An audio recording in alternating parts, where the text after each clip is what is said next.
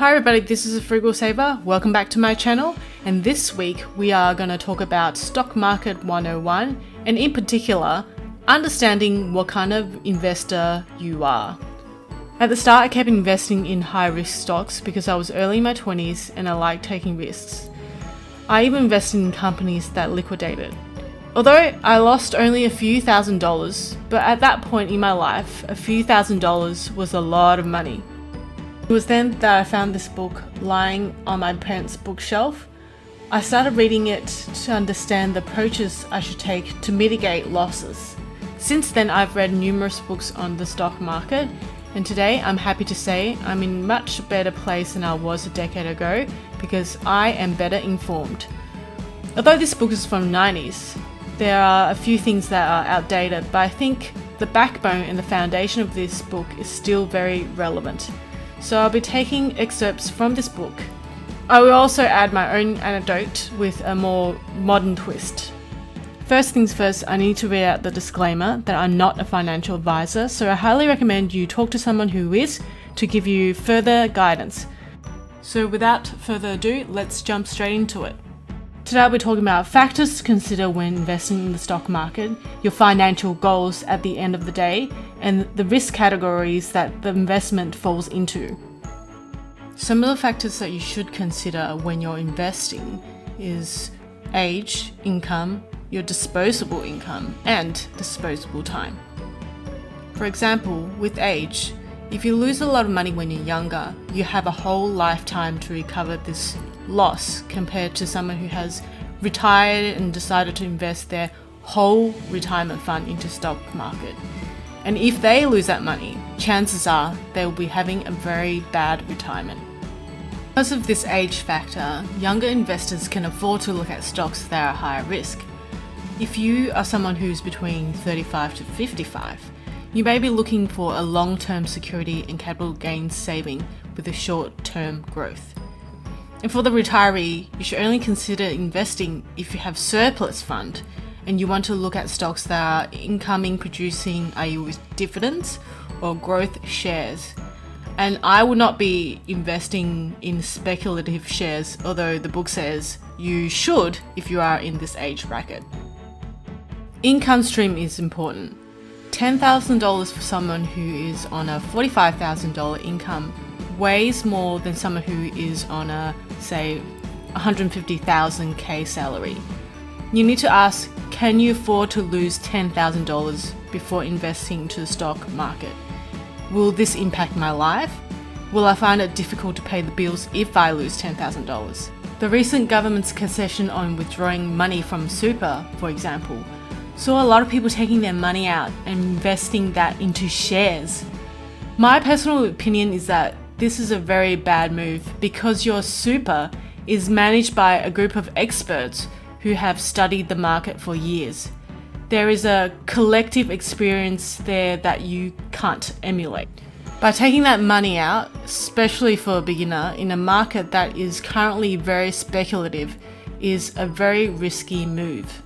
If you are someone who has kids, have a house with mortgage, or someone who has a lot of other financial burdens, you should be looking at investing only if you have disposable income and go for low risk shares that have long-term growth. Unless you are a professional day trader, you should not be taking out personal loans to trade.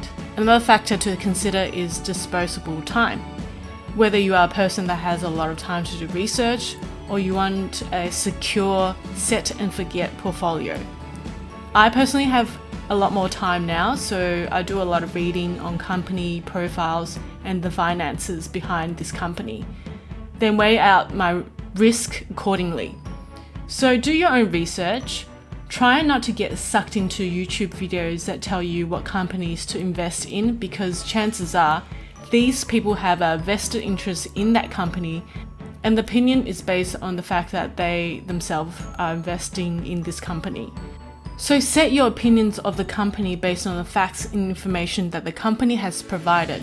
Remember, at the end of the day, investing in shares means that you have ownership of the company, and that means you are the boss and you should be giving directions. Next to consider is, what is your ultimate end game here? Is it to gain extra money? Although this might not be applicable these days. Is it for holiday? Do you want to buy a newish car? I say newish because I don't like buying large ticket items due to the instant depreciation you gain the day you get the item. In my How to Save Up to $100,000 video, I actually did a depreciation schedule of a brand new car, so check that out. Do you want your money to work for you? These days, putting your money into a simple savings account is almost obsolete, and you have not hedged against inflation, which is currently around about 3%. In the last 20 years, the ASX 200 has gained a healthy 8.8% per annum. Financial freedom. This is almost every investor's dream, which is achievable if you can make enough money per year that will cover all your living expenses. Next, I'm going to talk about the risk categories. Are you investing for income, for capital gain, for safety, or is this purely speculative? If you're investing for income, you're investing in shares that provide dividends, whether it's paid out or reinvested. Investing for capital gains. This type of investor seeks securities that have the potential to be sold for more than they cost, which means at the end of the day you have gained a profit. You should be seeking for companies that experience medium to long-term growth. This type of company have greater risk and potentially greater returns. Investing for safety. This type of investor seeks securities which guarantee a particular percentage return by a specific date. And then there's speculative investment. This type of investment is high risk with the aim of trading quickly for capital gain. So are you an investor or a speculator? In the next 2 slides, I'll provide you a checklist to find out whether you're an investor or a speculator. Do you seek returns from securities of established companies? Do you base decisions on past performance and future outlooks? Do you purchase and hold securities for greater than 1 year? Do you earn income from dividends and appreciation? If you said yes to all of these, then you are an investor. Or do you skew towards more of a speculator checklist? Do you buy companies for high returns? Buy companies that appreciate rather than give you dividends? And do you base your purchases on rumors and intuition? And do you hold these shares for short term? If you said yes to this checklist, then you are a speculator. A speculator's portfolio is riskier than an investor's portfolio, but sometimes higher risk equals higher return. Having said that, if you just started out in the stock market, be an investor rather than a speculator. I hope you have identified whether you're a speculator or an investor. So if you like this video, please give it a thumbs up and subscribe to my channel. You can follow me on Instagram on The Frugal Saver. Thanks for watching!